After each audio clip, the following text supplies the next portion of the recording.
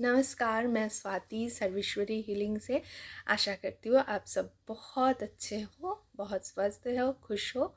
ऐसे ही खुशी में रहना। आज भैमी एकादशी है, जया एकादशी है। पद्म पुराण में इस एकादशी का व्रत कथा का उल्लेख है। कहीं जाइएगा नहीं, क्योंकि ये व्रत कथा सुनने से आपको अग्निष्टम यज्ञ का फल मिलेगा।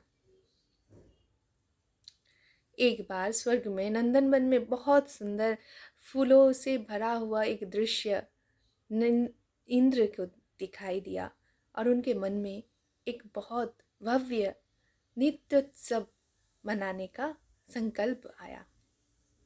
उस नित्योत्सव में तरह तरह के गंधर्व, अप्सराएं, देवी देवताएं आने लगे। चित्रसेन नाम के एक गंधर्व अपनी पत्नी, बेटा और बेटी को भी लेकर आए। बेटा माल्यवान बहुत सुंदर युवक, तरुण, सुपुरुष था। उन्हें देखकर पुष्पवती नाम की एक अप्सरा मोहित हो गई। वह अप्सरा की रूप तो बहुत सुंदर, तरुणी युवती, सुंदर उनका चित्र, सुंदर उनका चलन, सुंदर उनकी वचन भंगी। इतना सुंदरता को देखकर माल्यवान की भी हृदय कांप गया। दोनों एक साथ नाचने लगे। काम विवश होकर एक दूसरे पर इतना ध्यान देने लगे कि नृत्य के ताल भी खराब होने लगा। उस बेताल जैसे नृत्य को देखकर इंद्र बहुत रुष्ट हो गया और रुष्ट होकर उन्होंने अभिशाप दे दिया इन दोनों को कि जाओ, तुम लोग प्रेत जोनी में जाकर ऐसे काम विलास परायण हो जाओ।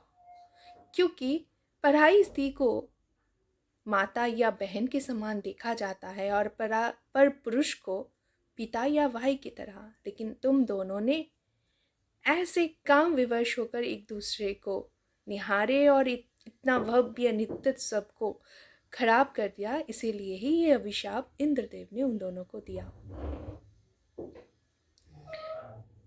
फिलहाल यह अभिशाप को पाकर वो दोनों तो अपने पूर्व जन्म की सारी जो बातें हैं वो भूल गए और पिशाच योनि को पाकर हिमालय के एक पीपल के पेड़ के नीचे आकर दोनों ने वह रूप को धारण किया। एक दूसरे को ऐसे रूप में देखकर वे दोनों पछताने लगे कि हाय, हमने कैसा कुकर्म किया होगा कि हमें ऐसा योनि मिला, ऐसे पिशाच और पिशाचिनी का योनि मिला। हमें कितना दुख सहना पड़ रहा है, भूख से, प्यास से, ठंडी से कितना कष्ट हो रहा है। ना जाने हमने कैसा बुरा काम किया है। तो क्या करें।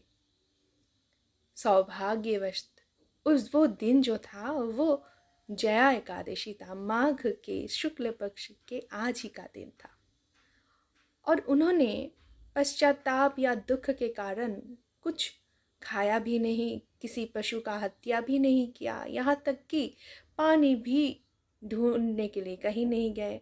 पूरा दिन उस पीपल के पेड़ के नीचे बिताया। रात्रि में ठंडी के कारण नींद भी नहीं आई, यानी कि रात्रि जागरण का भी फल मिला। और उनके बिना जाने ही उनको एकादशी का पूर्ण व्रत का फल मिला। ऐसे एकादशी श्री भगवान को समर्पित व्रत है, जो कि भगवान की कृपा को आपकी ओर बहुत द्रुतता से पहुंचा देती है। एकादशी में पंचशस्य को खाने से एक एक अन्न के दाने में पाप भक्षण होता है। ये शास्त्र का बात है, मेरा नहीं। तो एकादशी को अगर हो सके तो मानिएगा। आइए हम पुनराय उस कथा में चलते हैं। तो एकादशी का फल जब उन पिशाच और पिशाचिनी को मिला तो दूसरे ही दिन वो पुण्य प्रताप से उनका जो यह पाप योनि था अभिशाप के कारण वो पूरा छूट गया और वह फिर से दिव्य शरीर को प्राप्त होकर स्वर्ग में इंद्रराज के सामने आ गए। इंद्रदेव तो देखकर चकित हो गए कि अभी अभी मैंने अभिशाप दिया, ये लोग गए थे और अभी चले आए वापस, कैसे?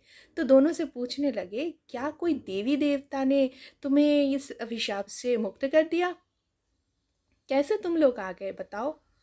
तो उन्होंने पूरा जो विद्यान था वो बता दिए। इंद्रदेव सुनकर बोले कि जहाँ भगवान श्री विष्णु की कृपा के कारण ऐसा दिव्य योनि आपको मिले हैं, तो आप दोनों मेरे लिए पूजनीय बन गए हैं। तब से माल्यवान जी अपनी पत्नी के साथ स्वर्ग में विहार करने लगे स्वच्छंदता से। तो यही था आज के यह जया एकादशी या भीमी एकादशी का पुण्य कथा। इस कथा को सुनने से भी अग्निष्टोम यज्ञ का फल मिलता है।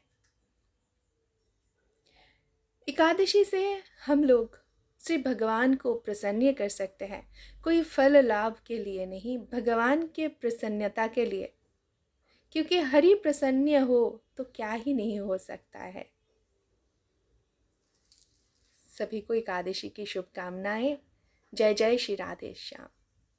मैं स्वाति, सर्वेश्वरी हीलिंग से। धन्यवाद।